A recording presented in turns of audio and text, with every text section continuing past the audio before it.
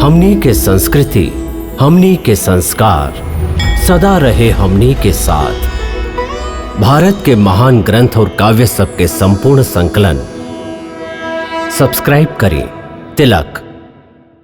इंद्रजीत और मेघनाथ एक ही व्यक्ति के दूगो नाम, ई विलक्षण बात कैसे?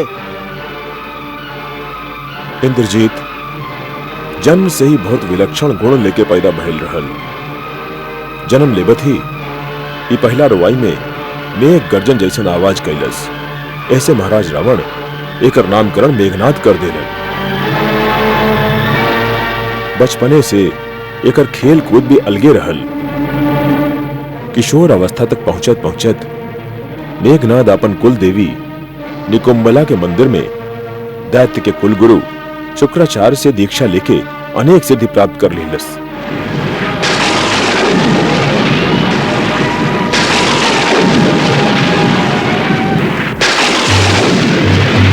बिजली जैसी चमकी बरछी और काल की भांति चली बरछी। रणवीरन के उर्चीरन को परगट रण माही भई बरछी। सब रोकन हारे हार गए, सब रोकन हारे हार गए। नहीं काहू के रोके रुकी बरछी। लक्ष्मण को लक्ष्य बनाए लियो, सीधी गुरमाही धसी बरछी।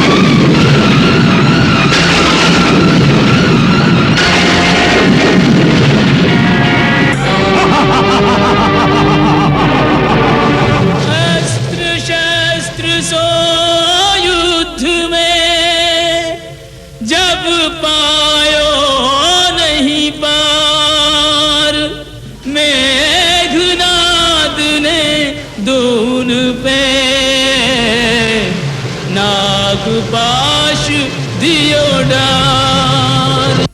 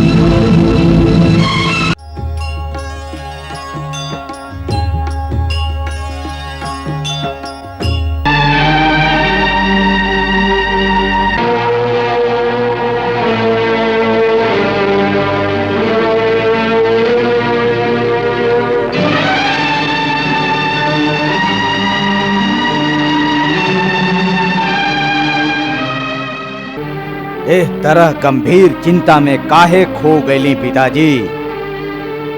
जब से हम रणभूमि में जाए के निश्चय कैले हैं, आप गहरा सोच में पड़ गए हैं। बात का बा महाराज, आप हमेशा हमार रणभूमि में जाए से असमंजस में पड़ जाइले। ई कौना कारण? पुत्र मोहवश या आपके हमार रण कौशल पर संदेह बा? संदेह? तोहरा पर संदेह? इंद्र के वज्र के भी मामूली कंकड़ के लेखा प्रभावहीन कर देवे वाला इंद्रजीत पर संदेह? देवासुर संग्राम में अपन पिता के पराजय के अपन पराक्रम से विजय में बदल देवे वाला पुत्र पर हम संदेह कैसे करब बेटा? तब फिर अभी ले आप हमके कूच करे के आदेश काहे ना देहली महाराज? इंद्रजीत, तू लंका के सबसे मजबूत दीवार बाड़ा। लंका के गढ़ के नींव तोहरे आधार पर टिकल बा। अंत तक तोहार सुरक्षा कई जरूरी बा। आदि देव तोहार रक्षा करे। यदि तोहरा कुछ हो गई बेटा तो लंका अनाथ हो जाई। अनाथ? आपके रहते लंका कैसे अनाथ हो सकेले पिताजी?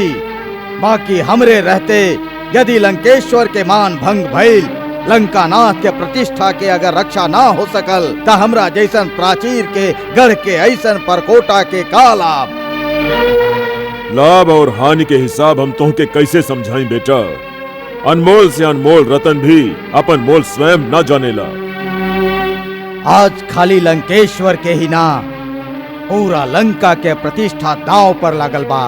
सगरे असुर जाति के आन के सवाल बा और ओकरा बचावे खातिर आप और हम खाली दोनों ही बचल हैं और हम दोनों में से केहू एक के ही जाए के बा।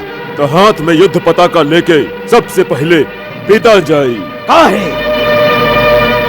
कहे कि तू लंका के भविष्य बाड़ा हमार लाल और भविष्य के रक्षा कैल वर्तमान के धर्म बा। ई पिता के मोह बोल रहल बा, बाकी पुत्र के धर्म में कर आज्ञा ना देवेला। जे पिता के काम ना आ सके वो पुत्र ही कैसन? इंद्रजीत के होखते आप जाई त धिक्कार बोकरा। आपके रणभूमि में स्वयं गइल ओ दिन भी हमके उचित ना लागल। हनुमान के दूत मान के छोड़ देवे के पक्ष में भी हम ना रही। अंगद आइल और भरल दरबार में मनमानी करके अकड़ा चल गई। हम छूट देत गईली, उनकर उत्साह बढ़त गई।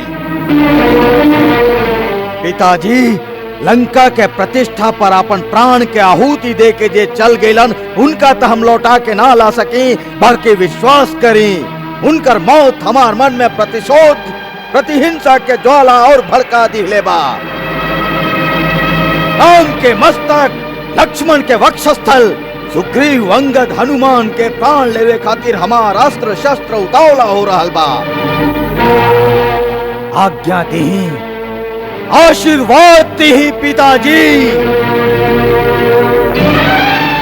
असुर नायक अपन सेनानी के प्रलय बन के शत्रु के विनाश करे के आदेश दी।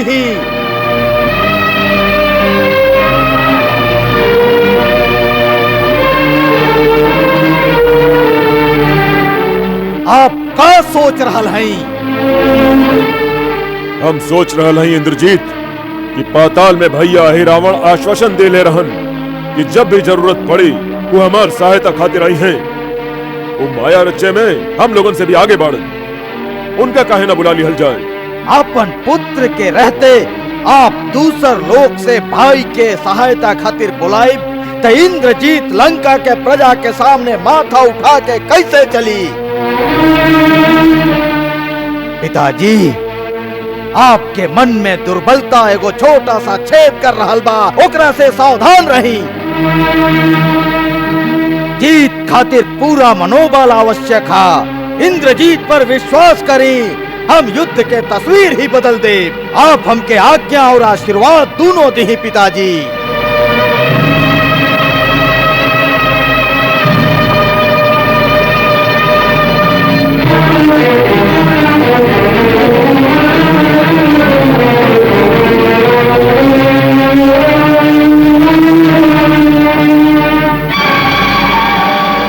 तात युद्ध पताका फहरावत लौट के आवा। यह होकर निश्चित बा महाराज।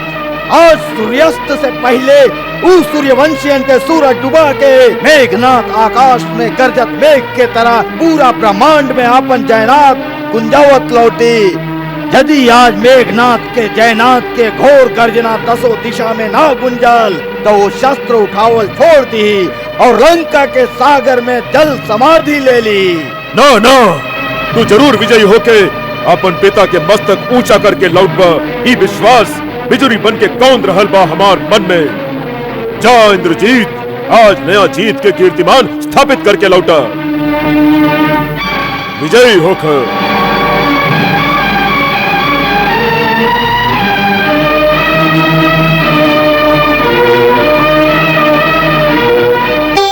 बहुरानी, बहुरानी,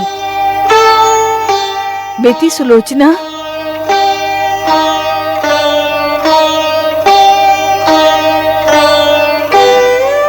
का बात है मातेश्वरी? आज आप बहुत अशांत दिखाई देत हई। आखिर होनी टरले ना टराइल। हमार मेघनाथ तो हर सुहाग राम से संग्राम करे के व्रत लेके कल युद्ध क्षेत्र में जाए। इनका खातिर युद्ध में गईल कौनो नया बात त ना हा, फिर इतना चिंता काहे? वो ऐसे कि ई युद्ध हमरा सबके संहार करे वाला लागता। युद्ध में तो संहार होकवे करेला माई, बाकी आप जैसन वीर स्त्री के हृदय में ऐसन दुर्बलता काहे? हम दुर्बल ना हई सुलोचना, और कायर भी नहीं की।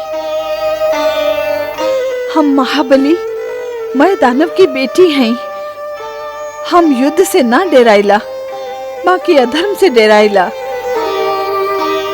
आज लंका नरेश जे युद्ध कर रहल बाड़न वो विरोचित नहीं खे, काहे कि ऊ धर्म के विरुद्ध अधर्म के युद्ध बा।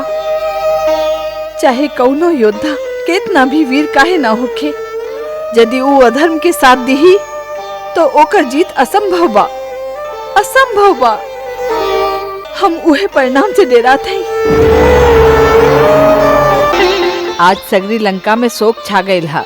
महाराज के 4-4 गो बेटा एक साथे रणभूमि में धराशायी हो गईल बाड़न। अकंपन और दारुक जैसन सेनापति, कुंभ निकुंभ जैसन महारथी, सबके श्री राम के योद्धा सब मुआ देलन।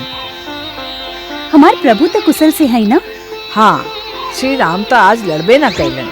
लक्ष्मण, हनुमान, सुग्रीव आदि योद्धा ही लंका के सेना के संहार कर देलन। और ई समाचार सुन के बहुत देरी तक महाराज के होश न आयल। बाकी का ओकरा इतना बुद्धि आई कि अभियो श्री राम के शरण में चल जाए? ना, यह तो ना भयल। ऐसे अब जे युद्ध हुई वो बहुत भयानक हुई। सुन ले हैं कि कल मेघनाथ युद्ध खातिर जाई। जब 4-4 गो मिलके युद्ध के धारा के ना मोड़ सकलन, कुंभकर्ण जैसन महाबली राक्षस एक से दूसर दिन ना देख पौलस, तो अकेले मेघनाथ का कर लेही? ना बेटी, इंद्रजीत के अपार शक्तियन के तू नहीं खे जाने लो। वो कौन कौन तरह के सिद्धि प्राप्त कैले बा। हम बड़ा चिंता में पड़ गए हैं, ना मालूम कल का हो जाए।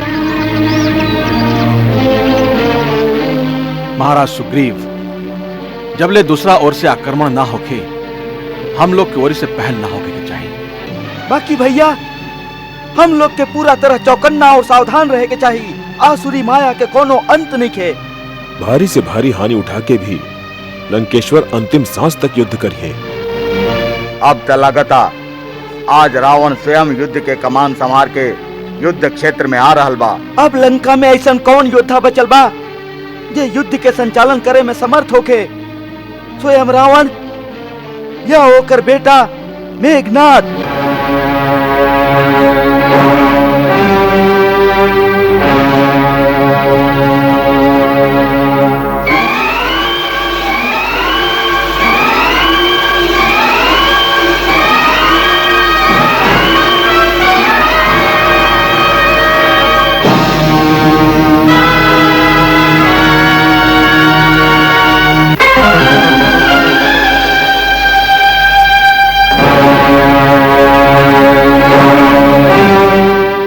तरह सहमल सहमल काहे खड़ा बाड़ू प्रिय?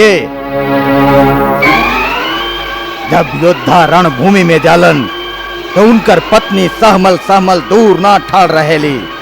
आपन हाथ से उनका अस्त्र शस्त्र सजावेली, उनकर उत्साह बढ़ावेली। आज युद्ध में हम सेना के नेतृत्व कर रहल हई, कितना खुशी के अवसर बा। बाकी तू हुआ ठाड़ जाने का सोचा तारू? सोच रहल हैं कि यह युद्ध के परिणाम का हुई। युद्ध के परिणाम खाली एक ही हुई, हमार विजय। यह विजय के का मूल चुकावे के पड़ी। सुलोचना, शेषनाग के बेटी और इंद्रजीत के पत्नी होके तू ही बेकार के प्रश्न में कहवा खो गईलू। विजय खातिर कितना मोल चुकावे के पड़ी, एक अंतिम परिणाम का होई, ये सब बात वीर पुरुष कबो ना सोचेले। ए समय शत्रु हमार द्वार पर ठाड़ चुनौती दे रहल बा। इस समय मन में कोनो शंका, कोनो दुर्बलता लावे के ना हा। खाली एक ही लक्ष्य बा, ओकर चुनौती के उत्तर आपन बाहुबल से देवे के बा। नागपुत्री, हंसत हंसत हमके युद्ध में भेजे के तैयारी करा, जैसे कि हम विजयी होके तोहरा पास लौटी। ल, मातेश्वरी भी आ गईली। माई आशीर्वाद दीही। हमार उम्र भी विधाता तो हर उम्र के साथ जोड़ देवे। तू जुग जुग जिए हमार लाल। आयु के ना विजय के वरदान दीही माई। यदि सृष्टि रचे वाला भगवान के बाद माई के ही स्थान बा, तो के माई के वरदान बा कि आज रणभूमि से हमार मेघनाथ विजयनाथ करत खुशी से लौटी। माई के आशीर्वाद मिल गई, अब मेघनाथ के कोनो शक्ति ना हरा सके।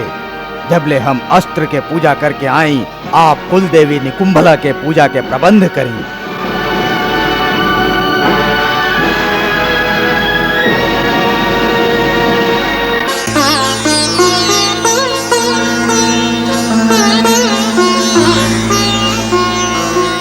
बैठा शस्त्रागार में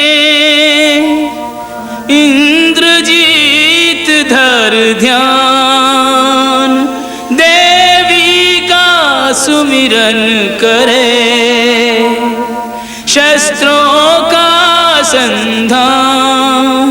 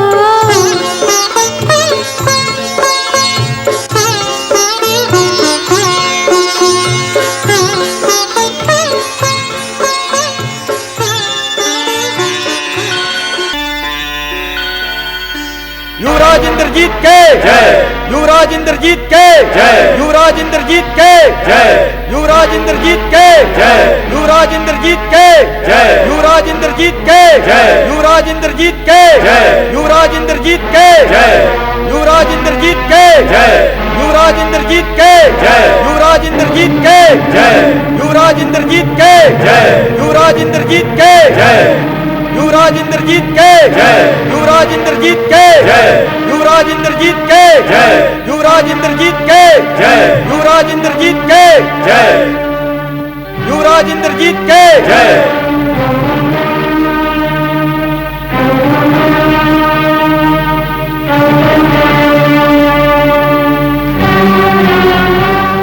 आज भी युद्ध होई। हम कहली न लक्ष्मण भैया, लंका इतना जल्दी हार ना मान सकेली। पराजय के बाद पराजय पर भी लंकेश के उत्साह कम ना भई। होके के भी ना चाहिए। जय युवराज इंद्रजीत के जय युवराज इंद्रजीत के जय युवराज इंद्रजीत के जय युवराज इंद्रजीत के जय युवराज इंद्रजीत के जय युवराज इंद्रजीत के जय। इंद्रजीत आ रहल बा। हाँ, लंकेश्वर आज अपन सबसे प्रिय, सबसे अनमोल, सबसे पराक्रमी पुत्र के युद्ध में दांव पर लगा देने बाड़न। आज मेघनाद रण क्षेत्र में आ रहल बा प्रभु। जे इंद्र के जीत के ब्रह्मा से इंद्रजीत नाम के अलंकरण प्राप्त कैलस। ई इंद्रजीत और मेघनाद एक ही व्यक्ति के दूगो नाम, ई विलक्षण बात कैसे? इंद्रजीत जन्म से ही बहुत विलक्षण गुण लेके पैदा भइल रहल। जन्म लेबत ही ई पहला रुवाई में मेघ गर्जन जैसन आवाज कैलस। ऐसे महाराज रावण एकर नामकरण मेघनाद कर देलन। बचपने से एकर खेल कूद भी अलगे रहल। किशोर अवस्था तक पहुंचत पहुंचत मेघनाद अपन कुल देवी निकुंबला के मंदिर में दैत्य के कुलगुरु शुक्राचार्य से दीक्षा लेके अनेक सिद्धि प्राप्त कर लेलस, जे महाराज रावण के भी अचानक ही पता चलल। ह्रीं क्लीं चामुण्डाय विच्चे नमः। मौन तपस्वी ने रखा, मंत्र पढ़े आचार्य, साधक पावे सिद्धियां, सिद्ध होए सब कार्य। ओम ऐं ह्रीं क्लीं चामुण्डाय पुत्र, विच्चे नमः। ये का अनुष्ठान हो रहल बा? अनुष्ठान पूरा होवे तक मेघनाद मौन धारण कैले रही हैं। आपके बेटा कुल देवी निकुंभला के सिद्ध करके 7 यज्ञ के अनुष्ठान कैले है। अग्निष्ठ होम, अश्वमेध, बहुश्वर्णक, राजसूई, गोमेध और वैष्णव यज्ञ के दीक्षा ली, जेकर अनुष्ठान हर केहू खातिर संभव नहीं थे। मैं ईश्वर महादेव के प्रसन्न करके अनेकों वर प्राप्त करी। इच्छा के अनुसार चले वाला दिव्य रथ, तामसी नाम के माया, वान से भरल दूगो अक्षय तर्कस, अजय धनुष, शत्रुनाशक प्रबल अस्त्र आपके पुत्र के प्राप्त हुई। फिर 10 दिशा में आपके पुत्र मेघनाद के सामना केहू न कर सकी दशानन। गुरु शुक्राचार्य के कहल सांच भइल। मेघनाद सगरे शक्ति प्राप्त कर लेलस। एकरा जैसन अपन सिद्धि के मद में चूर दूसर महाभट्ट योद्धा धरती पर नहीं खे।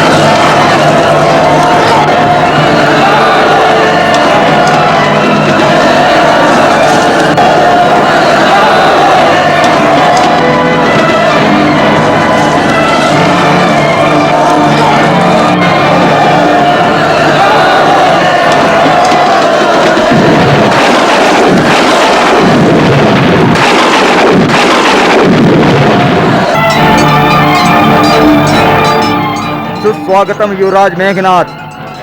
सुग्रीव रण क्षेत्र में आपके स्वागत करे खातिर सबसे पहले आ गेल बा।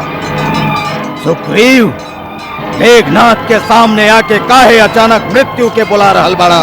कहवा बड़न राम और उनकर छोट भाई लक्ष्मण? उनका सामने आवे के कहा। आज रण क्षेत्र में उनकर काल आइल बा।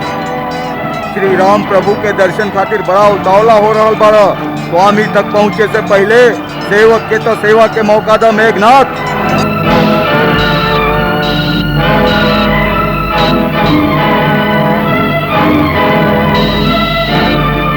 अंगद तू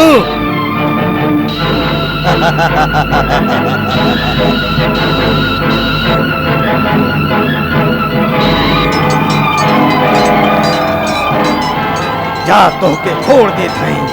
आज हमार लक्ष्य तू ना, आज सबसे पहले अपन भाई अतिकाय के हत्यारा लक्ष्मण के यमलोक पहुंचावे आयल हई। कहवा बा लक्ष्मण? ओकरा से कहा इंद्रजीत ललकार रहल बा। आज्ञा दी भैया, आज मेघनाथ ना या लक्ष्मण ना। शांत शांत लक्ष्मण, शांत रहे के अवसर ना भैया। वो बड़ा विकट योद्धा बा। लड़त लड़त जब वो थोड़ा थक जाए तब सामने जा श्रेष्ठ वीर। ई कोनो रणनीति ना हा। रण के एक ही नीति होखेला, शत्रु के जैसे हो सके परास्त कई। बाकी अनीति के राह पर चल के ना। लक्ष्मण, हम तोहके शांत रहल कह के तुहार उत्साह भंग करल ना चाहत हई। बस खाली इतना सावधान कल चाहत हई कि आवेश और उत्साह में अंतर होखेला। सोच समझ के धीर गंभीर भाव से युद्ध करिया। जब वीरवर विजयी होगा।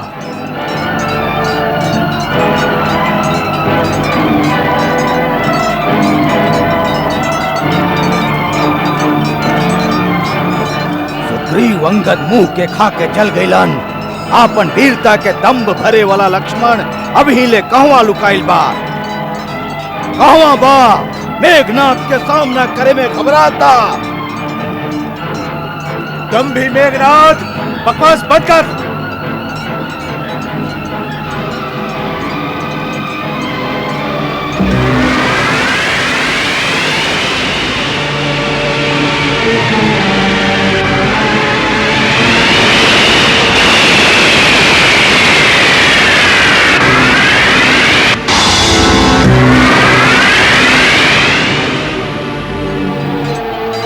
अस्त्र शस्त्र बेकार हो गई तो दंड लइका के तरह पत्थर फेंके लगला। आ तुहार धनुर्धारी राम और लक्ष्मण के तुणीर में कोनो अस्त्र ना बचल। यदि हमरा से इतना डेरात पालन तो दोनों भाई मुंह में तिनका दबा के हमार शरण में आ जा।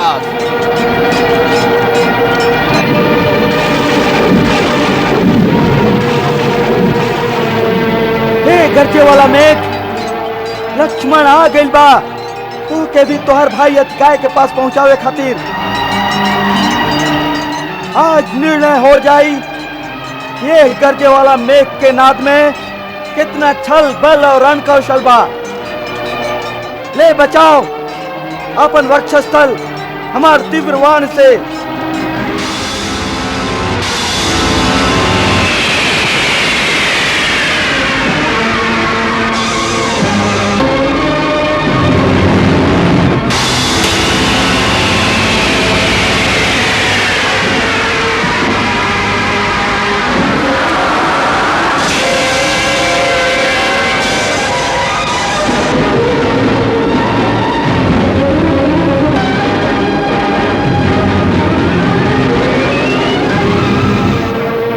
हमार संत्रासक सैकड़न के संहार करत द्वार नाश करी।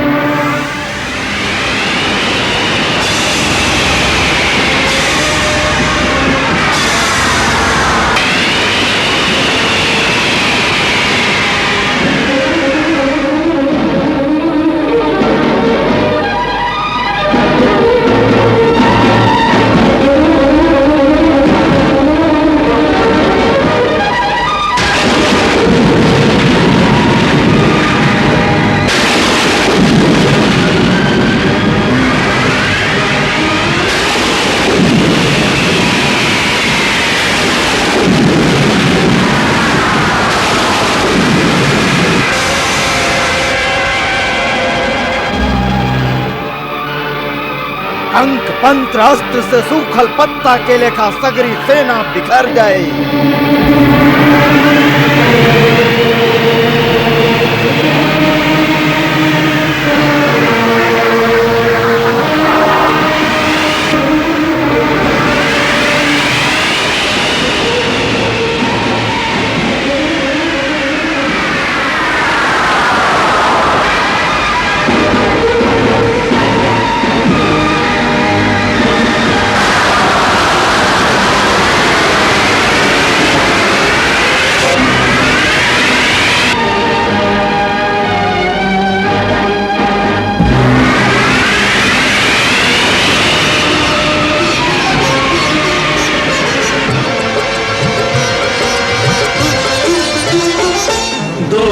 राजपुत्र दो तेजवंत दो शक्तिमान टकरावे, तीरन से काटे तीरन को तीरन पे तीर चलावे। हर हर महादेव, हर हर महादेव।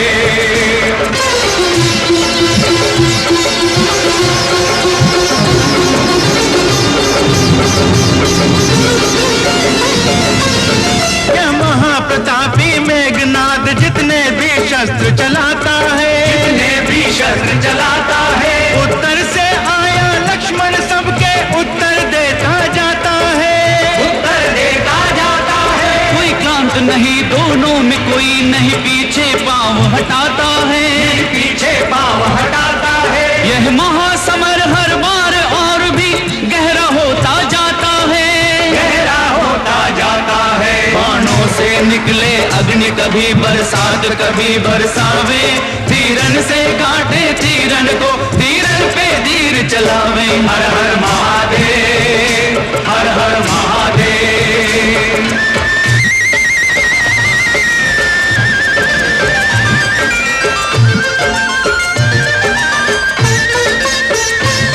एक युद्ध करे बाहुबल से, एक शस्त्रों पर अभिमान करे, एक शस्त्रों पर अभिमान करे। एक रामचंद्र की जय बोले, एक रावण का जय गान करे, रावण का जय गान करे। मुस्काए राम रण देख चकित सबको लक्ष्मण का बाण करे, सबको लक्ष्मण का बाण करे। यह महासमर वह जीतेगा जिसको विजयी भगवान करे, जिसको विजयी भगवान करे। दोनों अपने सन्मान हेतु प्राणों का दाव लगावे, तीरन से काटे तीरन को तीरन पे तीर चलावे। हर हर महादेव, हर हर महादेव, हर हर महादेव, हर हर महादेव।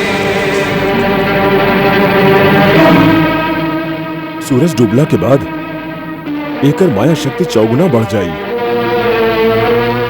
यदि अपन तामसी माया के प्रयोग करके आकाश में अदृश्य होके लड़े लगी तो होकर जीत निश्चित बा। अब आपके युद्ध में हस्तक्षेप कईल आवश्यक बा, ना तो अनर्थ हो जाई। लक्ष्मण की सहायता खातिर आप बढ़ी राघवेंद्र।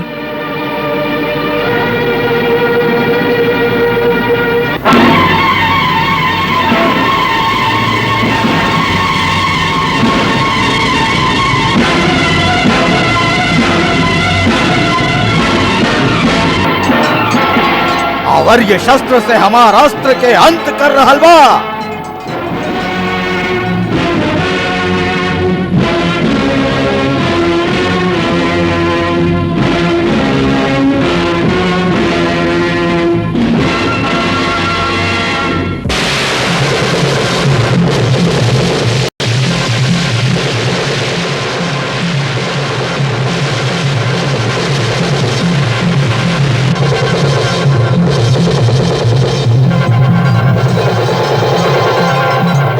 भैया, आपके रणभूमि में आवत ही वो डरपोक डर के भाग गई। ना लक्ष्मण, इंद्रजीत नाम हा ओकर शौर और महत्वाकांक्षा के महिमा महाराज विभीषण से सुन के भी ऐसन गलत धारणा बनावत रहा ओह युद्धा खातिर। निश्चय ही ई असुर कुमार के युद्ध के कोनो चाल बा। माया युद्ध के कला में ओकरा से बढ़ के केहू ना हो। सावधान रहिया वीर कुमार।